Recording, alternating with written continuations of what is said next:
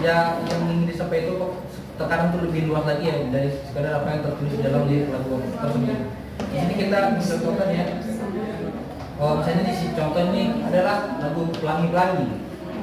Kita udah familiar lagu ini ya, Bapak Ibu. Pelangi-pelangi alangkah indahmu. Berarti yang kedua, seniman pasti dia pengen menyampaikan sesuatu hal kepada masyarakat yang ditujunya melalui karyanya. Kalau lagu anak-anak misalnya, lagunya mungkin sederhana ya, 1 ditambah 1, itu kan secara teks kita sudah bisa mencerna. Oh ini nilai-nilai karakter dalam pendidikan lagu Jero Gugur ini.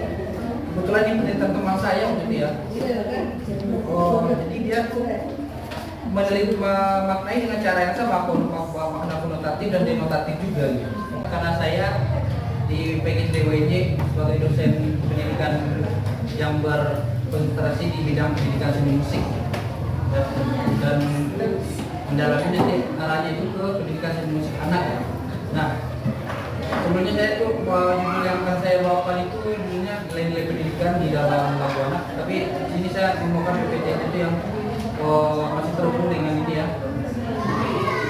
Saya mau mengangkat tema ini. Kenapa saya mengangkat tema nilai-nilai pendidikan di dalam lagu anak?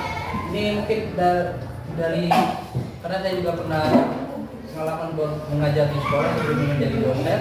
Itu karena saya sering memperhatikan beberapa teman-teman guru musik yang lain, baik di SD juga maupun di sekolah menengah yang pernah saya alami, dan saya perhatikan beberapa itu masih sering mereka ketika mengajarkan ketika masuk materi lagu ya, lagu anak itu ya sekedar bernyanyi tidak selesai gitu.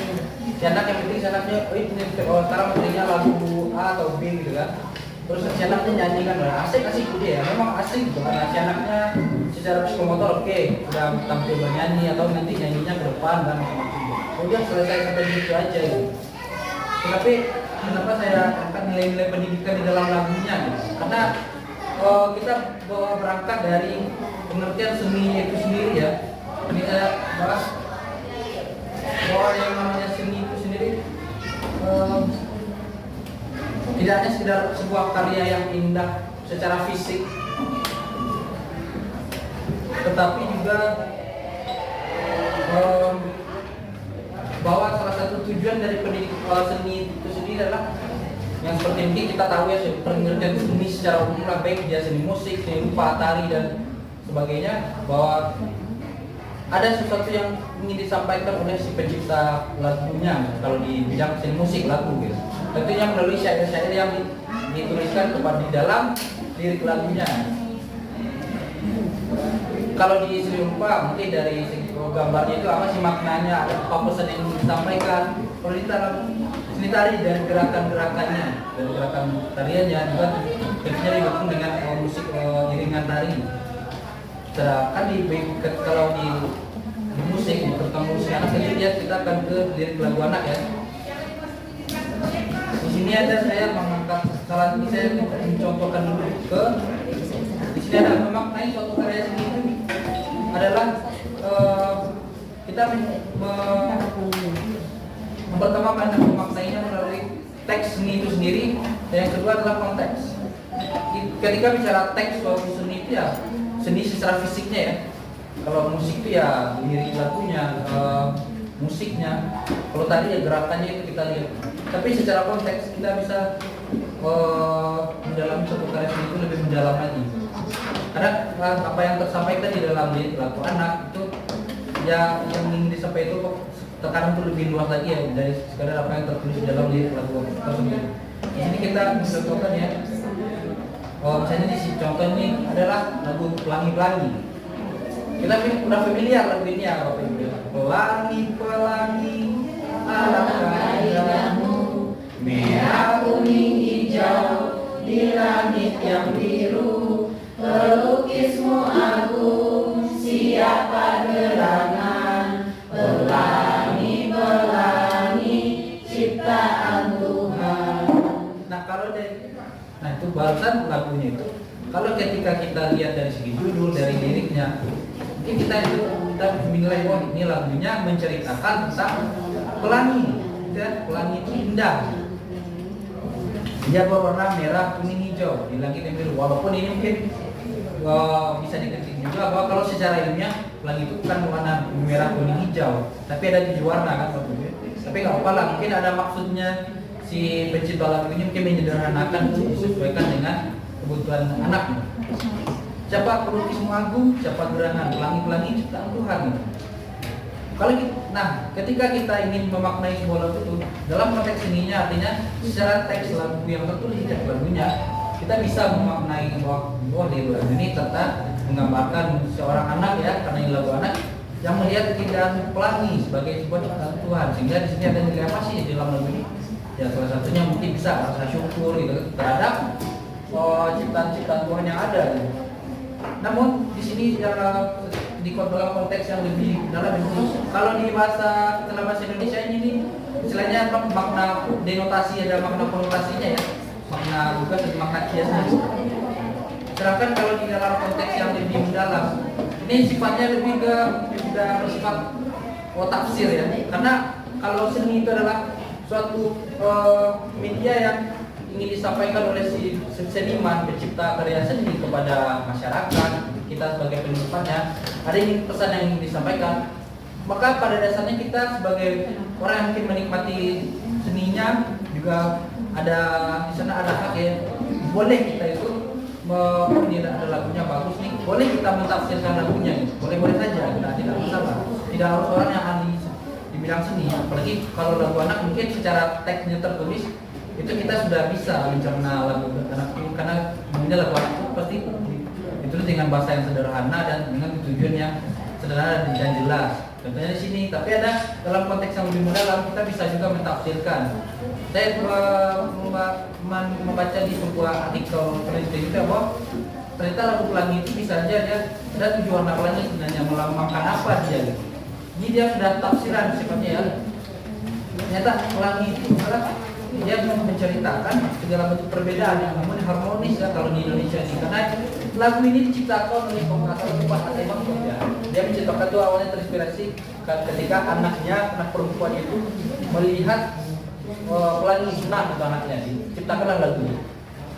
Lambat laun berjalannya waktu itu ada yang menafsirkan ternyata dengan lagu pelangi itu juga bisa menyatakan bahwa pelangi itu diibaratkan warna yang, kalau pelangi kan merah, kuning, hijau, biru kan warnanya serasi, tidak sekedar acak juga ya warnanya, tapi di harmonis, susunan warnanya itu harmonis.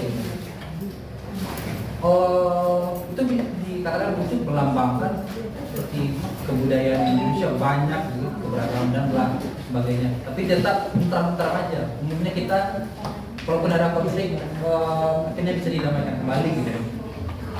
Ada keberagaman namun harmonis dan berdampingan di Indonesia. Karena pelangi itu di langit itu di langit apa? Langit Indonesia. Pelanginya apa ya? Perbedaan-perbedaannya ada di keberagaman kita itu ya. Kita bisa hidup berdampingan, bisa saling menghargai. Itu kalau istilahnya Bu Evita namanya multikultural itu ya. Jadi bisa digambarkan oleh salah satunya ya ini salah satu lagu anak itu ya. Tapi kita juga perlu memperhatikan ketika mentafsirkan sebuah lagu itu ini, karena sekarang bisa saja nih ada yang apa? Contohnya lagu pelangi ini juga kan. Ada yang kalau kita pelangi warna pelangi kan sekarang kalau di marak nih kaum pelangi gitu kan, bisa aja kan tafsir lagu benar kan, kaum pelangi itu ciptaan Tuhan, jadi pengen jaga ya itu kan kontras juga dengan apa yang kita yakini secara sebagai manusia yang saya akan dengan nilai-nilai ketuhanan, nilai kenormalan orang masyarakat. Artinya ada mungkin lagu-lagu itu ditafsirkan secara kontras dengan kebatinan kita, maka itu tidak perlu juga kita ambil gitu, justru kita bantah kalau ini.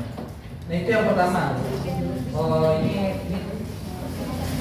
taman Indonesia ya. Dan saya juga di PPT yang ini terpisah, dan sebenarnya saya ingin mengajukan tapi tidak sempat dengan apa yang saya sampaikan barusan itu dia terkait sebenarnya kalau di sekolah ya, terkait dengan kegiatan apresiasi seni musik di sekolah ya. Nah apresiasi musik itu ada apa aja? Nanti kita secara kalau nanti ada pengertiannya, ada tujuan dan apresiasi tingkatan apresiasi seni musik nasional dan daerah gitu. Nah, ini kan kalau apresiasi secara bahasa yang adalah menghargai. Kita lanjut saja. Ada perbedaan antara menyukai dengan menghargai ya.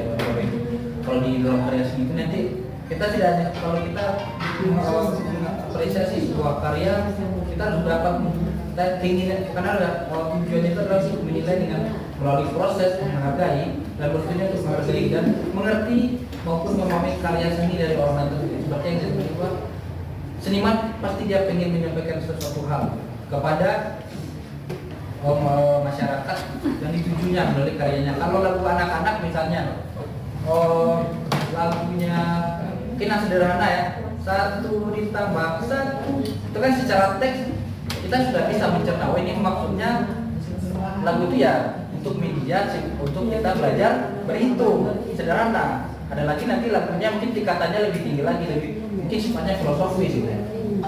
Contohnya nanti di sini ini kita ini saja tambah saja ya. Tapi BPPT-nya ribet banget ya.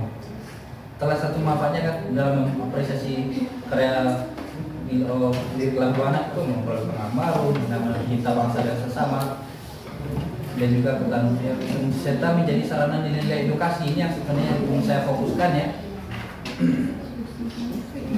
Ini nanti kita lanjut ya ke, nah misalnya ini yang secara bagaimana secara kita menafsirkan lagu itu. Ada caranya secara denotatif tadi ya, memahami makna lagu itu berdasarkan apa yang tertulis pada teks lagu. Lalu secara konotatif, kita memahami makna lagu berdasarkan makna atau pesan yang tersirat pada lagu tersebut.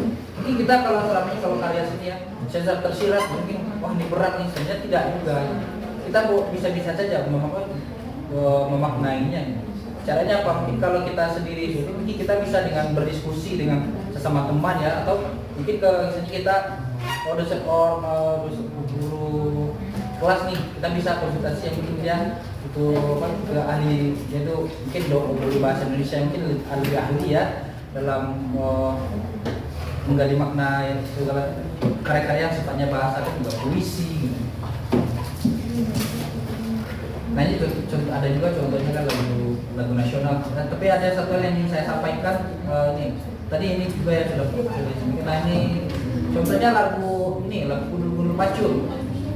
Gundul Pacul, gembelengan, yungi wakul, gembelengan, wakul limpang segane dari saratan.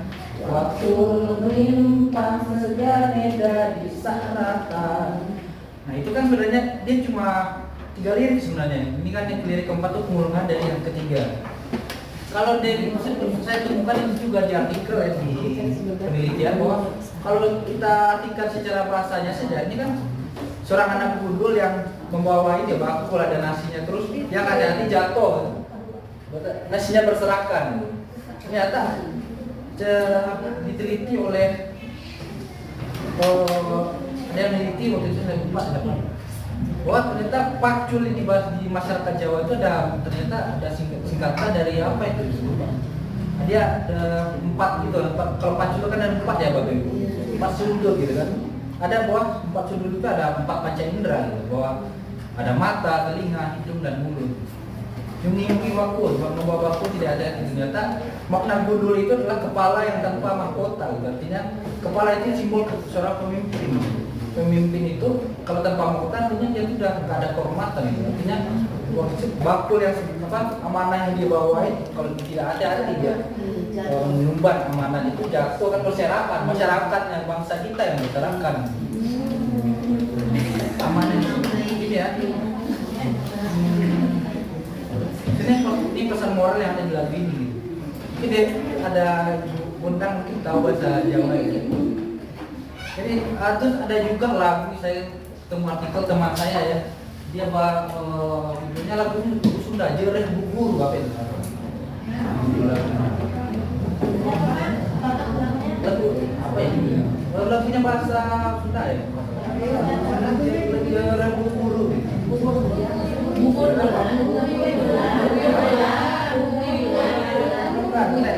Cuma saya ini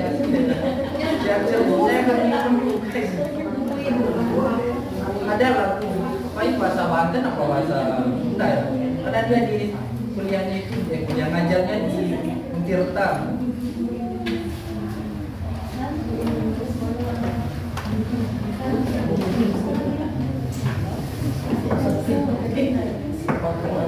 Kemarin saya sempat lupa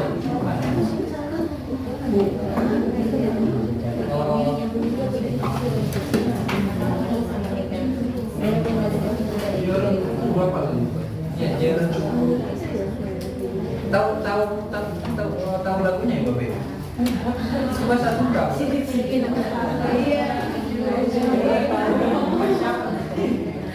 Bahasa Banten apa?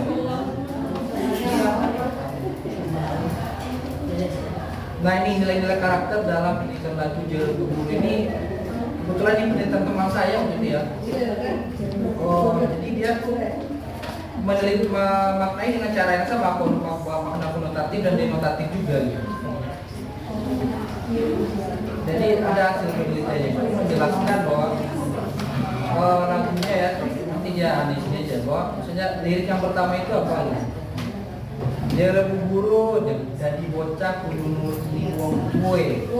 Bahasa Jawa ya? Jawa ya.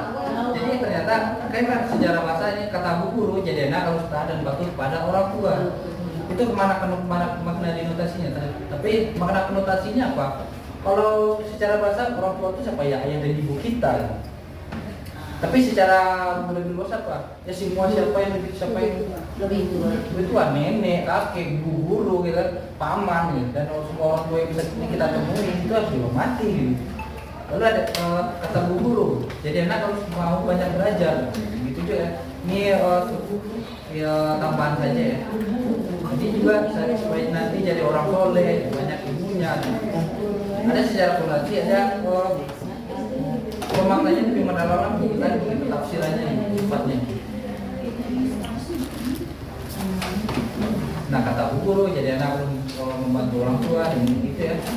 Kan secara makna apa sih Jeren Buru ya bahasa Jawa. Saya kira kemarin itu bahasa Sunda. Nah intinya sebenarnya kalau kita ingin mencoba kita mungkin Bapak Ibu ya selama ini ngajar lagu mungkin sebagian sudah ada yang seperti itu ya menyampaikan oh ini lagunya gini loh maknanya sudah ada yang sebagian tapi karena ada juga yang lupa ya menyampaikan bahwa dalam pendidikan bahwa musik itu ada nggak sih bahwa ada dua istilah dalam pendidikan musik, pendidikan seni itu atau musik lah kalau dispesifikkan ke musik. Ada dua istilah pendidikan seni dan seni pendidikan. Kalau pendidikan seni itu kita belajarnya kalau seni yang musik ya belajarnya tentang teori musik, tangga nada, teori irama dan sebagainya. Tapi kalau ketika dibalik musik pendidikan itu konteksnya sudah berbeda. Musik itu ini kita membawakan sesuatu apa dengan musik tersebut, dengan tarian tersebut gitu, dengan seni-seni yang lain. Kalau dengan puisi juga gitu, kalau dibaca bahasa Indonesia ada bahasa sastra gitu. Bahwa ternyata dengan belajar dengan seni musik, dan itu tidak hanya mendapatkan kognitif secara teori musik mungkin ya. Kalau musik adalah ini, ada unsur musik ada apa aja. Psikomotor, mereka dapat pengalaman berpraktek ya kalau di istilah mungkin bermain koder, bernyanyi. Tapi dari si afektifnya juga perlu sangat ditekankan menurut apa ya. Salah satunya ini kalau melalui seni mereka bisa sikapnya mungkin dengan ketika dia mungkin berfungsi berkelompok ya kan kita itu mereka udah belajar juga buat saling bertoleransi dengan teman-temannya dan juga melalui syair-syair lagu tersebut. Maksudnya pesan yang ingin disampaikan itu sederhana itu karena masih sering saya lihat guru-guru musik itu bahkan mungkin saya juga pernah mengalami seperti itu waktu awal-awal jadi guru gitu karena saya awal jadi guru ya kayak gitu Pak mengajar musik udah, mereka tampil nyanyi udah kasih nilai kan, yang penting mereka nyanyi gitu aja. Tapi setelah saya pelajari lagi kan tentang tujuan pendidikan seni itu ternyata banyak kan yang saya temui dan mungkin saya pernah alami yang harusnya tersampaikan tidak tersampaikan. Dari saya mungkin itu saja untuk di sore ini. Mungkin Mbak dari Bapak Ibu yang mau bertanya silakan.